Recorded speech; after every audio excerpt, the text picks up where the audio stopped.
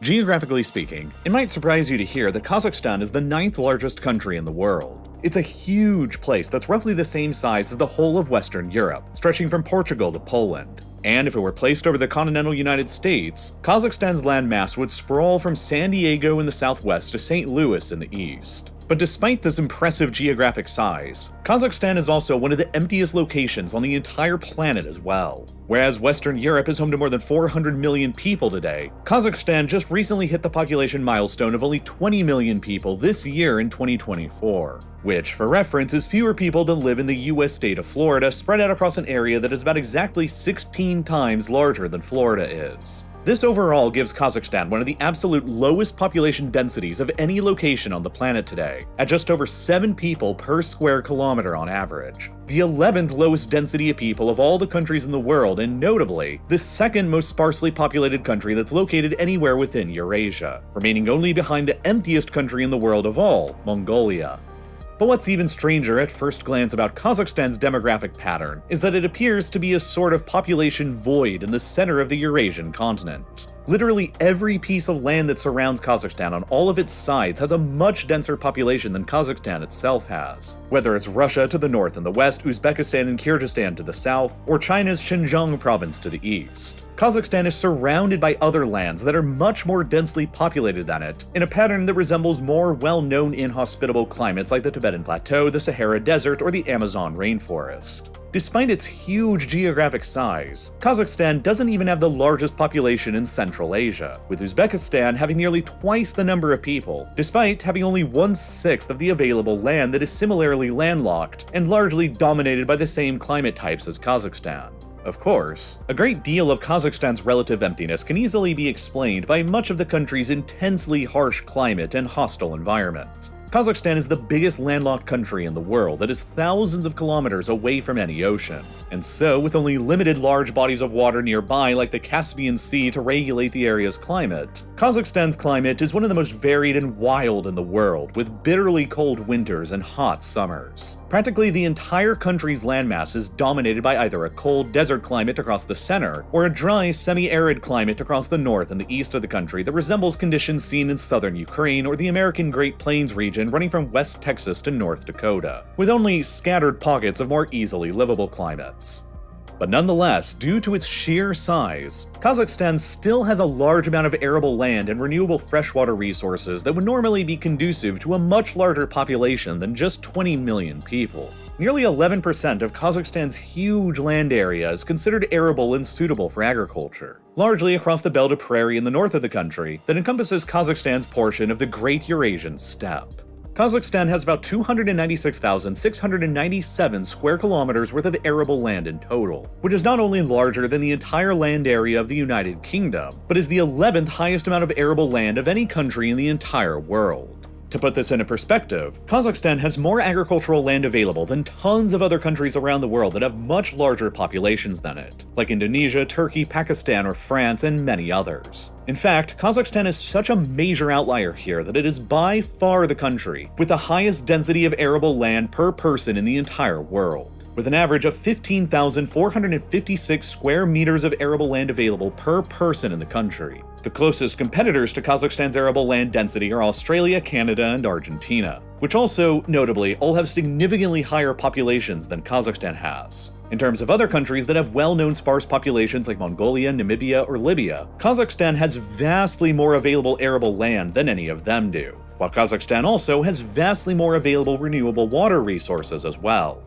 Kazakhstan has about 108 billion cubic meters worth of total renewable water resources per year, which again outclasses many other countries that have much larger populations than Kazakhstan has, like Tanzania, Iraq, Ivory Coast, South Korea, or Afghanistan. Kazakhstan has one very significant river, the Syr Darya, that's fed from glacial snowmelt from the high Tian Shan mountain range to the east in Kyrgyzstan that used to empty into the huge Aral Sea, while the country also fully encompasses Lake Balkhash, the 15th largest lake by surface area in the world, and there are tons of smaller, more minor rivers dotted across the country as well. Kazakhstan's population density today largely follows where the fresh water is located, like along the banks of the Syr-Darya River. But still, Kazakhstan has enough arable land and enough fresh water, despite its largely arid and cold climate, that you would expect it would have a population greater than just the 20 million people that it currently has today. And indeed, it probably would be a lot more densely populated of a place today, were it not also for the fact that Kazakhstan has had its natural geography more negatively altered by mankind than perhaps any other physical location on the surface of the Earth.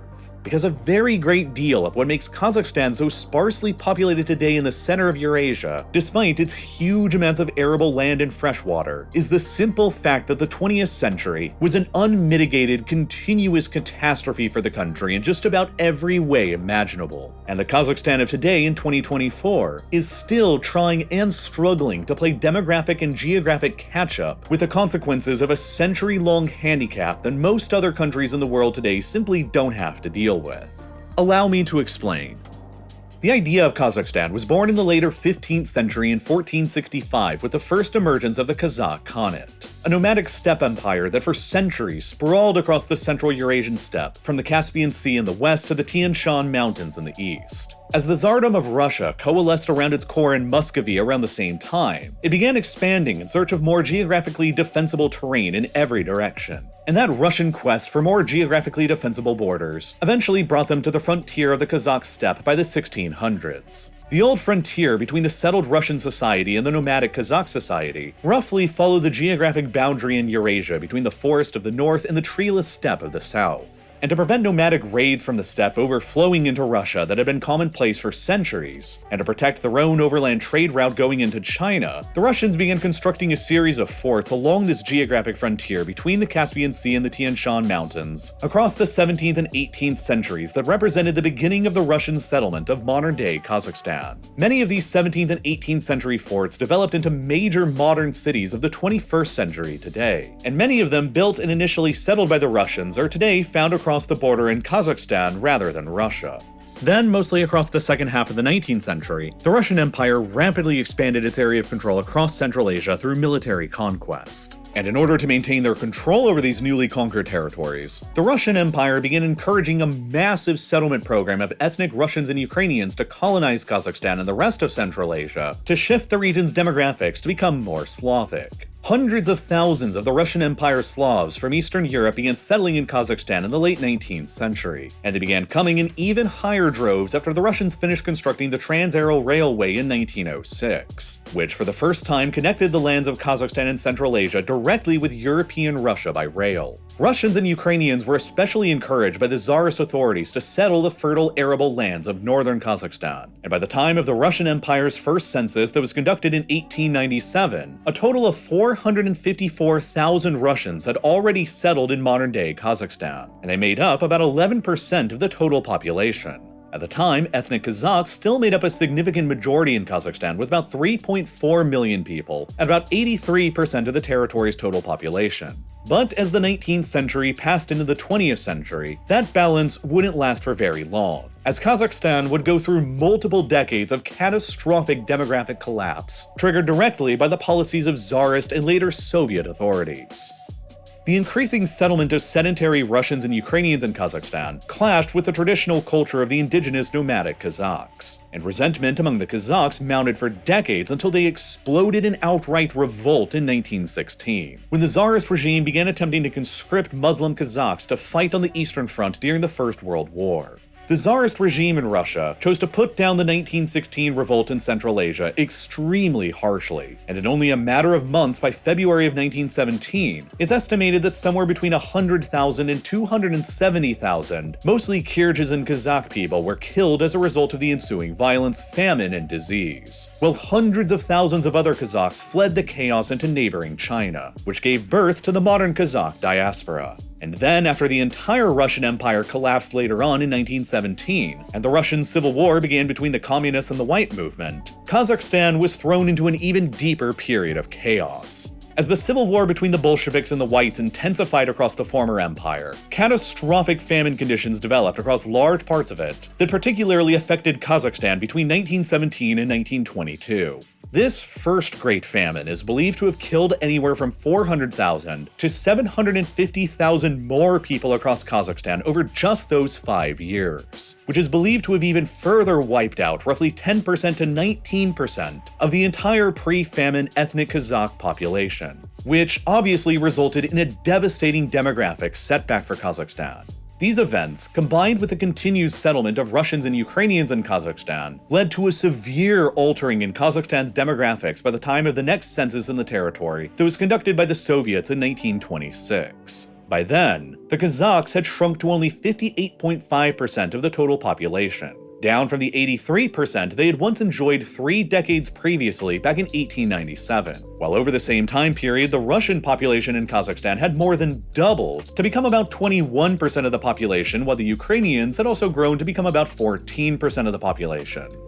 Kazakhstan enjoyed a brief era of autonomy during the Russian Civil War era, before it was subsumed by the Red Army into the newly established Soviet Union by the end of 1922, where it at first became a formal territorial part of the Russian Soviet Republic. For the first 13 years of the Soviet Union's existence up until 1936, Kazakhstan in its entirety remained a legal territory of Russia's within the Soviet Union. And Kazakhstan wasn't legally separated from Russia to become its own separate full Union Soviet Republic until 1936. During those 13 years that Kazakhstan was directly a part of Russia, the Soviet authorities immediately introduced the policy of collective farming to the territory that set up collective farms that were primarily inhabited by Russian and Soviet deportees from elsewhere, rather than by ethnic Kazakhs. After Stalin drafted the Soviet Union's first 5-year plan in 1928, the Bolshevik Kazakh Central Committee officially decreed in 1930 that in order to meet the plan's ambitious agricultural and industrial targets, the entire nomadic Kazakh population would be forcefully sedentarized and incorporated into Kazakhstan's system of collectivized farms. This policy virtually overnight forced Kazakh herders who had lived a nomadic lifestyle across the steppes, with a diet based on their livestock's meat and dairy for literally thousands of years, to immediately abandon everything they and their culture knew and adopt a new life as farmers producing grain instead, which led to what should have been predictably disastrous results. Wealthier Kazakh nomads with larger cattle herds were branded as class enemies and were forced to hand over large numbers of their cattle at gunpoint, while the increasing numbers of collective farms that were established across the country's steppe resulted in a simultaneous sharp decline in the amount of adequate grazing land available in the country for all of the remaining herds.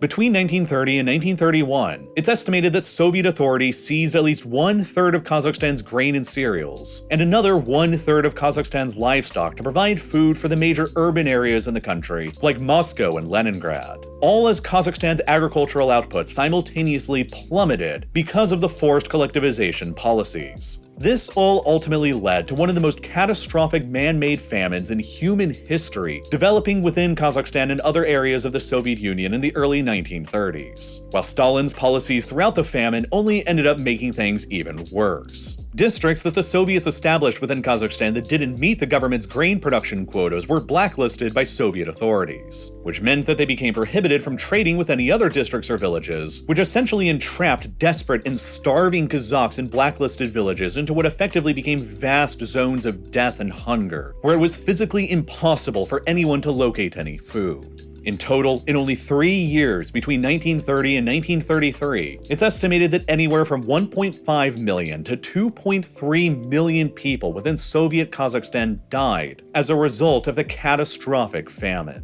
including at least 1.3 million ethnic Kazakhs. It is the sharpest population decline in Kazakhstan's entire history, as it's believed that as much as 42% of the entire pre-famine ethnic Kazakh population of 1929 died, while much of Kazakhstan's ethnic minorities were also affected like Ukrainians, who also lost roughly 36% of their entire pre-famine population in Kazakhstan during the same famine as well.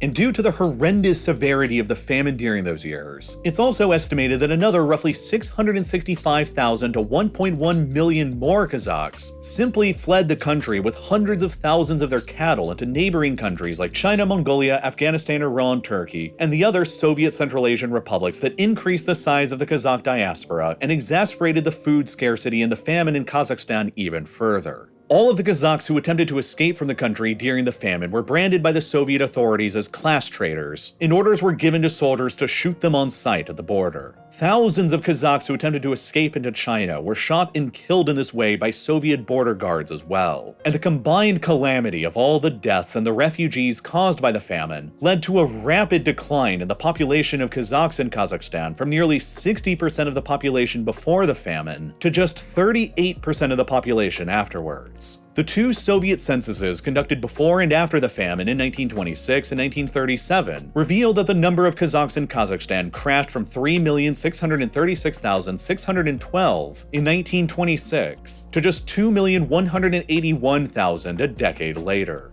And in addition to the previous severe Kazakh famine of 1919 to 1922, Kazakhstan lost more than half of its entire population in a mere 15-year time span due to the actions and policies of the Tsarist and Soviet authorities in the territory. Ethnic Russians in Kazakhstan for the first time outnumbered ethnic Kazakhs, and Kazakhs would remain an ethnic minority in their own republic for decades until after the collapse of the Soviet Union itself in the 1990s. And throughout World War II, Stalin continued meddling with Kazakhstan's demographics even further that would leave behind decades of lasting influence into the modern day. In 1941, after Nazi Germany invaded the Soviet Union, Stalin had the entire population of 600,000 Volga Germans in Russia forcibly expelled from their homeland and exiled, with more than 400,000 of them getting deported into Kazakhstan, which introduced a large ethnic German minority to Kazakhstan in the process. By 1959, Germans reached more than 7% of Kazakhstan's total population as a result. And by 1989, the German population in Kazakhstan reached nearly 1 million people. Later on in 1944, after the Soviets retook the Crimean Peninsula from the Germans, Stalin also ordered the forcible deportation of the entire ethnic Crimean Tatar population to Central Asia as well, on charges that they had allegedly all collaborated with the Nazi invaders. This introduced a large Tatar ethnic minority into Kazakhstan as well, who eventually numbered several 100,000 people too. And at the same time as all of these outside populations were being transferred to Kazakhstan, more of Kazakhstan's indigenous population was dying during the Second World War as well. The Kazakh Soviet Republic lost a total of 660,000 of its citizens during World War II from 1941 to 1945. Representing another devastating loss of 10.7% of Kazakhstan's total population in only 4 years of war, coming right on the heels of the devastating demographic collapses of the two previous famines in the 1930s and the 1920s as well. As a result of all of this chaos in Kazakhstan, the next Soviet census in the territory, conducted in 1959, revealed that ethnic Kazakhs had plummeted to only 30% of Kazakhstan's total population by then, while Russians made up the new majority at 42.7% of the total population, while Ukrainians stood at another 8.2% and Germans at another 7.1% of the total population, giving European ethnicities in Kazakhstan a combined share of about 58% of Kazakhstan's total population at the time. Kazakhstan had, in every sense of the word, been firmly and ruthlessly colonized by Europeans by the middle of the 20th century. And for the rest of the Soviet era in the country, Europeans would retain their overall ethnic majority. Even as late as the 1989 census in the country, the total ethnic European population of Kazakhstan remained at a slight majority of 50.9% of the overall population. Kazakhstan therefore became a unique Soviet republic in the sense that it was the only one where the people it was named after, the Kazakhs, became an ethnic minority within for decades. And it was the only one outside of the Russian Soviet Republic itself where ethnic Russians were a demographic majority for decades, which effectively made Kazakhstan a demographic, if not legal, extension of Russia itself all throughout the Soviet era into the beginning of the 1990s. This then explains how during this period, when the Russians demographically dominated Kazakhstan, they were able to set about 3 great projects in the later half of the 20th century that attempted to bend and alter Kazakhstan's very geography for their own benefit, with largely negative consequences into the present day. The first was the Virgin Lands campaign carried out by the Khrushchev administration throughout the 1950s and 60s, which encouraged hundreds of thousands of additional Russians and Ukrainians to migrate to the underutilized agricultural land of northern Kazakhstan, and that was intended to transform it into another major grain-producing region of the Soviet Union like a second Ukraine, which did succeed in establishing Kazakhstan as one of the world's most significant wheat producers that continues to this day. But in the process, huge tracts of the prairies in northern Kazakhstan were zealously and rapidly overplowed, which resulted in the runaway wind erosion of the region's topsoil from the 1960s through to the present. By the mid-1990s, as a result, after Kazakhstan had gained its independence, about 60% of Kazakhstan's available pasture land was already estimated to be in stages of desertification, significantly reducing the country's ability to conduct agriculture on its inherited arable land. At the same time, the Soviets also tested their very first nuclear weapon here in the Kazakh steppe in 1949. From there, the Soviets established a top-secret, strictly off-limits area in Kazakhstan about the same size as Slovenia that they dubbed the Semipalatinsk test site, or the Polygon. It was this location that became the Soviet Union's primary testing ground for nuclear weapons for decades. And across 40 years of history from 1949 until 1989, the Soviets detonated no less than 456 nuclear bombs within this small Slovenia-sized territory in Kazakhstan, roughly a quarter of all nuclear explosions that have ever taken place in Earth's history, which also makes the Semipalatinsk test site the most heavily nuked location anywhere in the world. The constant and heavy nuclear weapons testing in the area was carried out with little regard for the long-term ecological or health consequences that would persist in the area for generations afterward, while the full impact of radiation exposure was concealed by the Soviets for decades, until after the country's collapse in the 1990s. Later, Kazakh experts have estimated that roughly 1.5 million people in Kazakhstan were directly exposed to nuclear fallout over the 40-year period of nuclear testing that was performed in the area.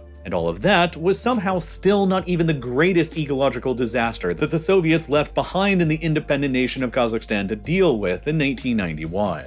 Once upon a time, before it started shrinking in the 1960s, the Aral Sea stretched across the modern territory of Kazakhstan and Uzbekistan as the third largest lake in the entire world. The sea's huge surface area was about the same size as West Virginia, and its water levels were primarily fed by the two primary rivers of Central Asia that begin with the glaciers and snowmelt high up in the Tian Shan Mountains of modern-day Kyrgyzstan and Tajikistan. For a variety of reasons in the 1960s, the Soviet authorities decided to transform the Aral Sea surrounding desert environment in Uzbekistan into a massive new agricultural project for growing cotton. And in order to acquire the irrigation necessary for that project, the Soviets dug out a network of canals to divert water from the Amudarya and Sirdarya rivers to water their new cotton fields in Uzbekistan. But by doing so, the Soviets also deprived the Aral Sea of its primary water supply that the rivers brought to it. And in the arid desert with high evaporation and little rainfall to compensate, the Aral Sea began rapidly shrinking and dying by the 1960s. Within 40 years by 2007, the Aral Sea had shrunk from its original size by more than 90%. And with the water continually evaporating away and the salt remaining behind, everything that remained of the Aral Sea continued growing saltier and saltier with time as it shrank to the point where in 2004, the remnants of the Aral Sea were roughly 3 times saltier than the ocean. This quickly led to many catastrophic ecological consequences that have cursed Kazakhstan's geography ever since. First, as the Aral Sea shrank and grew increasingly saltier, it devastated the entire region's once prosperous fishing economy. The commercial fishing catch in the Aral Sea went from 43,000 tons in 1960 to literally zero within only 20 years by 1980, as virtually all of the fish in the sea died with the increasing salinity levels. And as the sea continued shrinking, once prosperous maritime ports were left stranded and landlocked dozens of kilometers away from the new shoreline. The dramatic reduction in water inflows through the Amudarya and Sirdarya rivers correspondingly resulted in a further dramatic reduction in the area's groundwater levels, which dried out the region's subsoils and killed massive amounts of vegetation along the river's former banks. This all contributed to the increasing pace of soil erosion in the Aral Sea region, and the transformation of the sea's former area into a new desert where there used to exist water. As the soil eroded away and the land desertified, the soil's quality and fertility eroded along with it, which led the Soviet authorities to introduce massive amounts of fertilizer to their cotton fields in Uzbekistan to keep up their production, but which only further destroyed the soil's quality in the long term and sent their polluted runoff further downstream to the still crashing Aral Sea.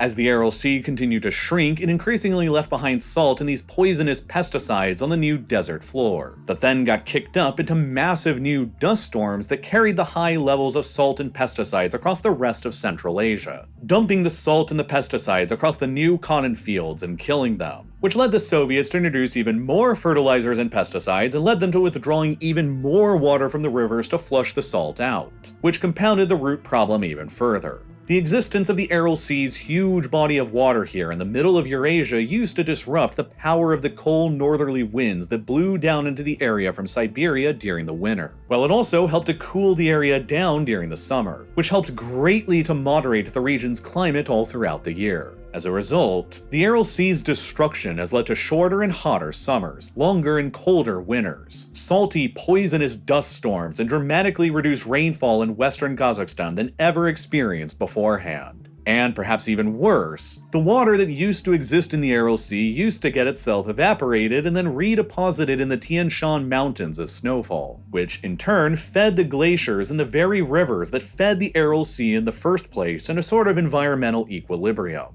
The Soviet diversion of the Amudarya and Surdarya rivers for the cotton fields in Uzbekistan that led to the Aral Sea's destruction further led to a rapid decrease in the snowfall levels happening in the Tian Shan Mountains, while the new dust storms kicked up by the northerly winds blowing in from Siberia brought the former lake bed's dust and salt to the glaciers in the Tian Shan Mountains instead, which has steadily coated the glaciers here in a thick layer of dust, which has rapidly increased the rate at which these glaciers are melting to the point where it's currently estimated that the Tian Shan's glaciers are melting 12 times faster today than they were before the Soviet cotton experiment began. Which ultimately means that once the glaciers are completely gone, the Surdarya and Amudarya rivers will have their own primary water sources destroyed and Kazakhstan's renewable water supplies will be irrevocably damaged for the worse. As noted previously, Kazakhstan's population density today largely follows the course of the Surdarya River in the country that used to lead into the Aral Sea. And so, if that river begins to dry up in the future because of the long-lasting negative effects of the Soviet destruction of the Aral Sea, it'll only present even more challenges to Kazakhstan's environment and ability to hold more people. When the Soviet Union ultimately collapsed in 1991 and left Kazakhstan as a suddenly independent nation after a century, it was left behind with a decades-long legacy of Soviet and Russian meddling with both their geography and their demography. They were left with the most heavily nuked location on the planet. Their biggest lake was destroyed and in a state of terminal decline. They were faced with a rapid desertification of the Aral Sea's former lake bed, while their northern agricultural lands had been overexploited and overplowed by the Soviets and were also facing increased desertification rates. While increased dust storms carried salt and toxic particles across the rest of their arable land and ruined even more of their agricultural potential, and they also faced a drying up primary river in the Surdarya as a result of the Tian Shan Mountains rapidly melting glaciers that feed the river. At the same time, upon independence at the end of 1991, Kazakhstan was a state with about 6.2 million ethnic Russians who suddenly found themselves in a foreign country outside of Russia proper. In addition to around 900,000 more ethnic Ukrainians, about 960,000 more ethnic Germans, and another 323,000 ethnic Tatars as a result of the decades of Soviet population transfer policies. Ethnic Kazakhs themselves still only made up about 40% of the new country's population at independence. This was a state that was widely expected to fail at the time. And then in the years that followed after the end of the Cold War and the end of authoritarian policies from Moscow, many of these disparate ethnic groups remaining in Kazakhstan quickly began leaving the country in a mass population exodus back to their respective ancestral motherlands. Within only a few years of Kazakhstan's independence by 1999, the ethnic Russian population in the country decreased by a whopping 1.75 million people, as millions of them simply began returning back to Russia proper. For a time, the newly reunified Germany after 1990 allowed the Kazakh Germans to freely relocate to Germany and acquire German citizenship based on the country's old law of return, which rapidly led to hundreds of thousands of the ethnic Germans in Kazakhstan accepting the offer and leaving for Germany. The law ultimately proved quite controversial in Germany, however, as virtually none of the Kazakh Germans even spoke German as a language, and they and their ancestors, the Volga Germans, had lived within the Russian and Soviet system for centuries and were effectively fully Russified Germans culturally and linguistically. Many of them simply struggled to adapt to the new German society they were completely unfamiliar with after arriving, which led to Germany steadily altering and effectively shutting the program down after a long enough time. And at the same time, hundreds of thousands of Kazakhstan's Ukrainians migrated out towards Ukraine, while hundreds of thousands of Kazakhstan's Tatars also migrated out towards Crimea. And at the same time as literally millions of people were leaving Kazakhstan in the 1990s, the country's birth rates also crashed down to their lowest ever recorded levels of modern times in a trend that initially closely followed the parallel crashing birth rates in other post-Soviet states like Russia, Ukraine, and Belarus. As Kazakhstan's economy struggled to quickly adapt from the communist-era command-style economy that had permeated for decades into a new capitalist open market economy, the country's GDP and GDP per capita both began declining. Inflation notched upwards, and Kazakh society grew wary of having children under such circumstances. As a result, the country's birth rate plummeted to become one of the lowest in the entire world by 1999 and 2000, with an average nationwide rate of just 1.8 children per woman in those years, down significantly from the 2.84 children per woman in Kazakhstan right before the Soviet collapse in 1989. But there was a very notable and sharp divergence in the fertility rates in Kazakhstan that happened between the country's two primary ethnic groups, Kazakhs and Russians. In 1999, the same year that Kazakhstan's nationwide fertility rate bottomed out at an average of 1.8 children per woman, Kazakh women in the country were still having an average of 2.5 children each, while Russian women were only having 1.38 children each. Ultimately, as a result, the Kazakhstan of the 1990s was hit with a demographic double whammy that particularly affected the country's non-Kazakh ethnic groups, as millions of Russians, Ukrainians, and Germans left the country, with the birth rates of the Russians who remained in the country plummeted to well below the replacement level of 2.1 children per woman. In 1993, Kazakhstan reached what was then its all-time high peak population of about 17 million people, and thereafter, it began losing people every single year for about the next decade until 2002. By then in 2002, the country had lost more than 2.1 million residents due to outward migration and falling birth rates, representing a total population loss of about 12.3% of the people that existed in Kazakhstan before the decline set in 1993. This even further represented the fourth and most recent population crash of greater than 10% of residents that Kazakhstan has suffered only in the past century of history. Going back to the period from 1916 to 1923, when Kazakhstan lost 10 to 19% of its population, the Great Famine period from 1930 to 1933, in which another up to 42% of the population was lost, the Second World War from 1941 to 1945, in which yet another 10.6% of the population was lost, and then the Great Migration and economic collapse of 1993 to 2002, in which still another 12.3% of the population was lost yet again. After Kazakhstan's modern population bottomed out in 2002, the country's population density also shrank to a modern low of just 5.47 people per square kilometer then. And it would take Kazakhstan roughly 20 years to recover the population loss it suffered throughout the 1990s. The country's peak population of 17 million people in 1993 wouldn't be seen again all the way until 2013. But since then, Kazakhstan's population has finally started growing once again. Upon gaining independence in 1991, Kazakhstan quickly came under the authoritarian rule of a man named Nursultan Nazarbayev, who would go on to lead Kazakhstan for nearly 3 decades until 2019. And during those decades in power, Nazarbayev would help alter Kazakhstan's internal demography even further. He adopted several economic policies to encourage ethnic Kazakhs and their descendants in the diaspora who had left the country during the 20th century to return back to Kazakhstan. And his government heavily encouraged them to mostly settle in the north of Kazakhstan, where the ethnic Russian population in Kazakhstan also happened to be largely concentrated. Today in the 2020s, this policy has led to around 1 million ethnic Kazakhs who were born outside of Kazakhstan to have returned back to the country, where they now represent about 6% of the country's overall population. And at the same time as these policies were being advanced, Kazakhstan's economy began rapidly recovering in the 2000s, thanks to the opening up of the country's oil and uranium industries to the outside world. Kazakhstan has always been rich in natural resources, but throughout the Soviet era, outside investment in the country was closed. That all changed after Kazakhstan's sudden independence, and major foreign energy and mining companies all began sinking tens of billions of dollars worth of investment into getting the country's abundant resources out of the ground and largely transported to the West. In 2000, a consortium of Western energy companies and the state-owned Kazakh oil company suddenly made a massive discovery within Kazakhstan's section of the northern Caspian Sea. Dubbed Kashagan, they discovered what is still to date the single largest oil field ever found in the world in the past 30 years. Kashagan alone is estimated to contain 13 billion barrels of recoverable crude oil reserves, which is more oil than in the entirety of Algeria, a major OPEC member state. Within only 12 years of Kashagan's discovery by 2012, companies and governments from all around the world had already sunk a whopping $116 billion into developing it, which made it the most expensive energy megaproject anywhere in the world.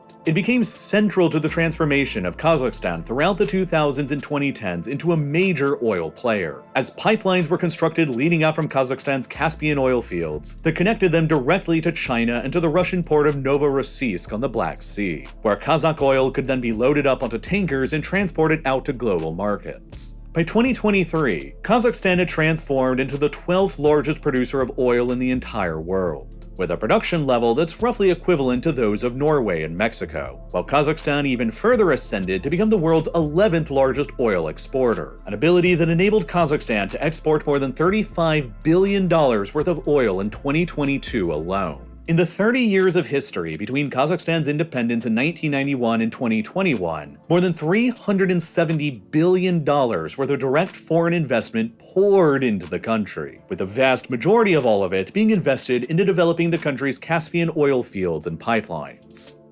And as the global price of oil began rising in the 2000s, Kazakhstan's economy began rapidly growing along with them. Already by 2006, Kazakhstan's oil industry had catapulted the country into making up about 60% of Central Asia's entire combined GDP. And as the country's economy and GDP per capita recovered and grew, so too did the country's ability to attract even more Kazakhs from abroad grow. And so too did the country's fertility rate begin to recover and grow as well. Kazakhstan is a rather unique case study in modern demographic theory, because it's a very rare example of a nation in the contemporary world whose birth rate plummeted to being one of the lowest in the world by 2000, but then rapidly recovered to become one of the highest in the world only 2 decades later by 2021. As ethnic Kazakh fertility rates in the country rose alongside the growing economy and GDP per capita to become more than 3.3 children per woman, reaching a fertility rate in the country today that hasn't been seen in Kazakhstan since the mid-1970s, a half a century ago.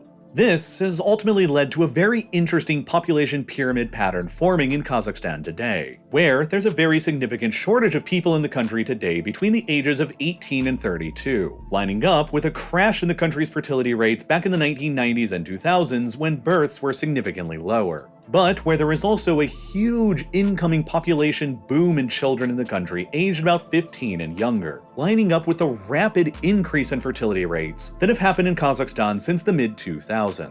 This makes Kazakhstan, on average, one of the youngest countries in the world today, with 40% of its population being under the age of 25, a notable outlier in most of the former Soviet world. And with fertility rates in the country still high in 2024, the population and therefore the density of Kazakhstan is likely to continue increasing throughout the rest of the 21st century, so it might not seem as empty of a place as it used to very soon. Kazakhstan's population recently surpassed 20 million people for the first time in its history, and the country's density has already increased significantly from about 5.46 people per square kilometer in 2002 to about 7.4 people per square kilometer today, only 2 decades later. And based on the UN's projections of Kazakhstan's population climbing further to about 24 million people by 2050, the country's population density will likely also climb up to about 8.8 people per square kilometer by then, which by that point will surpass the density of people seen in countries like Russia and the Central African Republic today.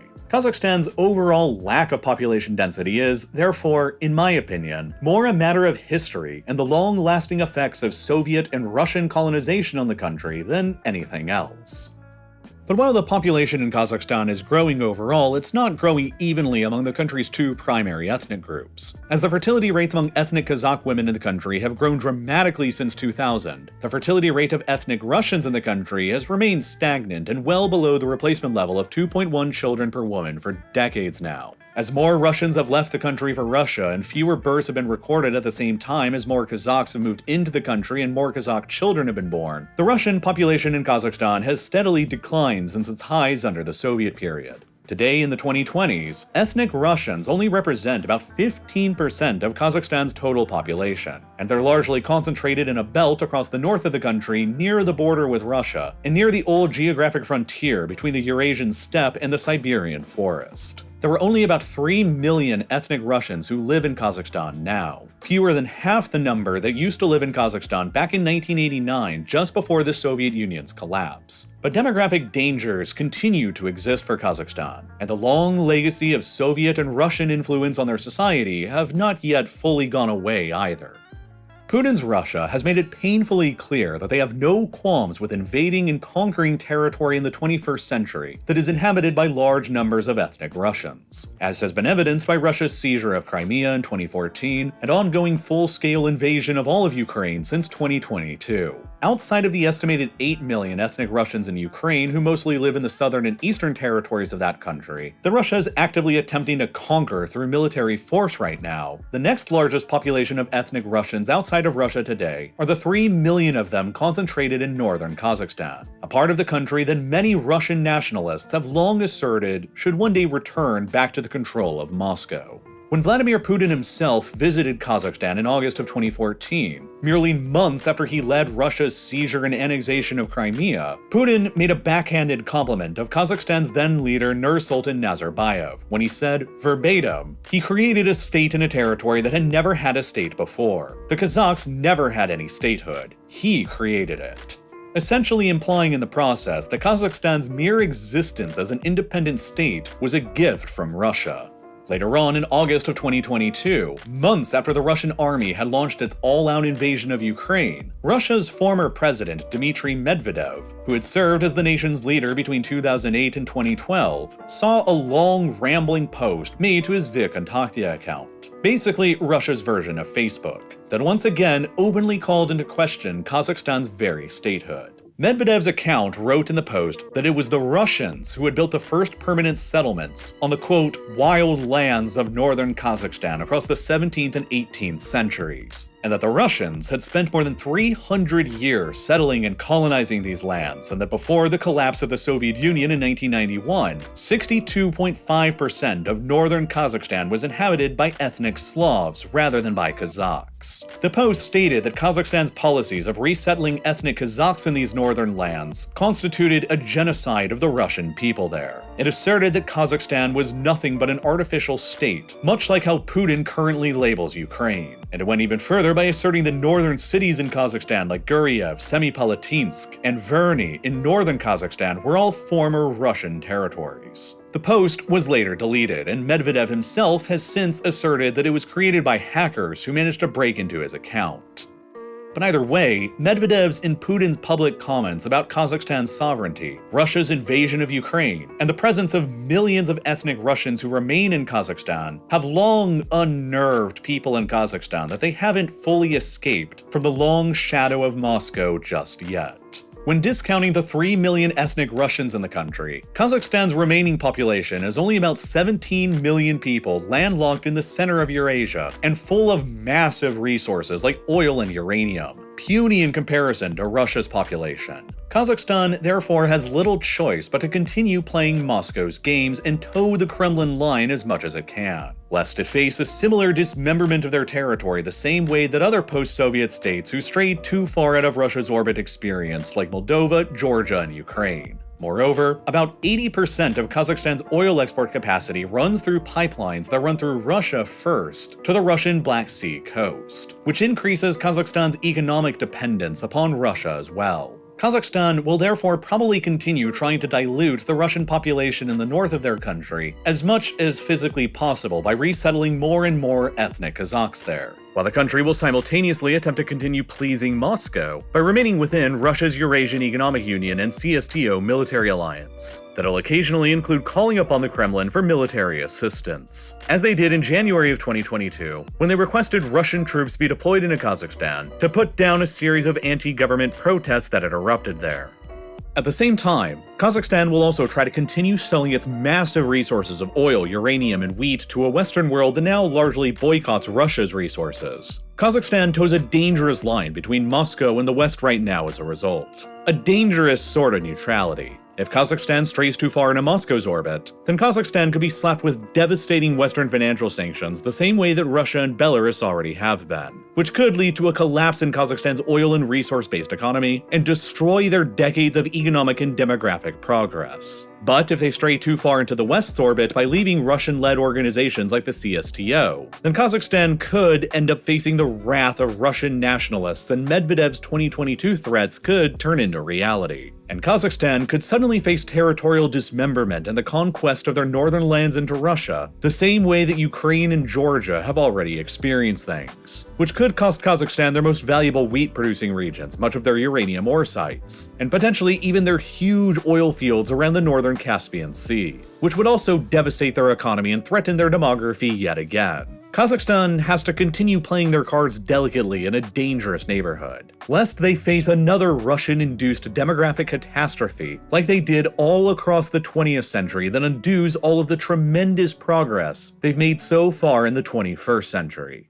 Now, as a public figure who often makes videos here on YouTube about pretty controversial subjects, I used to have a big issue with data privacy. And I don't know about you, but I've also noticed a huge increase recently in the volume of spam calls and emails that I've been getting. That is, until I started using this video's sponsor, Incogni. You see, the reason the spam calls and emails have been getting worse recently is because of a thing called data brokers. These are private companies that collect and then sell your personal data that they scrape from publicly available records like electoral rolls and census reports. And there are hundreds of these kinds of data broker companies probably selling your personal information right now. These companies could have your name, phone number, address, shopping habits, and possibly even your social security number that's available to the highest bidder. I know that when I checked myself, there were literally hundreds of different companies that had this kind of information up for sale to other companies, scammers, stalkers, or worse. At best, this situation leads to scam calls and spam email, and at worst, it can lead to doxing or even identity theft. Data breaches are getting more and more common every year, and especially if you live in the United States, you straight up don't have any federal protection for these kinds of companies whatsoever. But this is where Incogni comes in to help. Incogni will fight on your behalf to remove your personal data from data brokers, and they'll deal with any objections from their side. All you've got to do is create an account and give them your approval to work on your behalf. Incogni will then carry out repeated ongoing removals, because even if the broker removes your data once, they can always just collect it and sell it again. Incogni will repeatedly fight to make sure that your personal information stays off of the market permanently. I know that when I signed up, it was horrifying to see how many brokers out there had my data. And then it was so satisfying seeing Incogni getting them deleted one by one. And I've seen a huge decrease in the number of spam calls and emails that I've gotten ever since. So if you'd like to give Incogni a try as well, you can do so by clicking the button here on your screen right now, or by going to incogni.com/RealLifeLore, where you can use the code RealLifeLore to get an exclusive 60% off an annual Incogni plan. You'll also be greatly helping to support my channel at the same time, so once again, that's incogni.com/RealLifeLore and code RealLifeLore for 60% off an annual Incogni plan. And as always, thank you so much for watching.